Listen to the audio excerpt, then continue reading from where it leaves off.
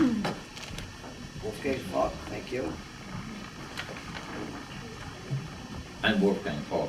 Many of you probably heard about me over the last 30, 40 years. We came up in 1968, is that better?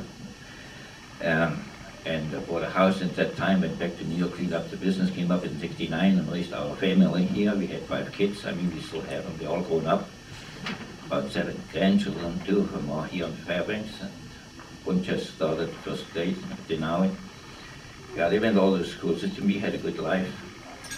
And there is, of course, some problem, like in every place. And the main problem we face is always the money situation, and it is the question of taxation. And the property owner and those people that have houses and have kids to raise, they are paying their taxes twice. It is just unjust, unfair, and wrong. And so we have to answer to that in one form or another. To make that wrong right is to increase the exemption drastically, and I'll talk about this later. Thank you. Well, as I mentioned earlier, the number one problem, of course, is the money. And if people like to have a family and they like to progress in raising their kids, they need every penny they could use. And we are taking away from the people that need it most, the most in taxes, and that is a property tax.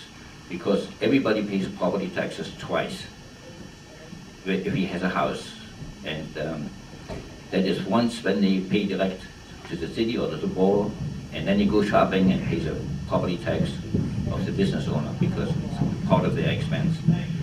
If you want to have justification, that's the only way to raise the exemption to about 150,000 or maybe 200,000 and a 50,000 exemption for the renters, because the renters also pay double property tax. Once when they pay the rent, you know, rent goes up as taxes go up, and the second time when they go shopping. And the biggest problem here is the assemblies as well. You know, it's nothing we could do. We have to go to the legislature because they tell us no more than 20,000. Well, we have a constitution and that's a law.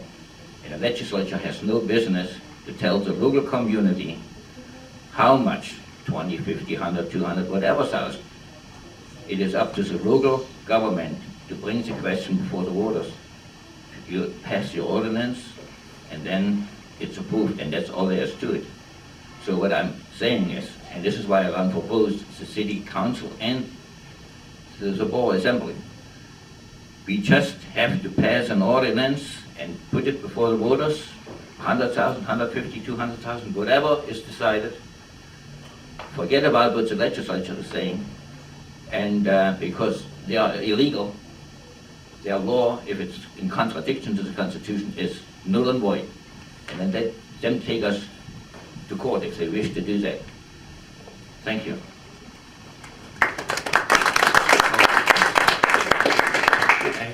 Another second. I got that petition here, and if anybody had signed it, some of them did already. I have some copies here. Thank you. You can see Wolfgang.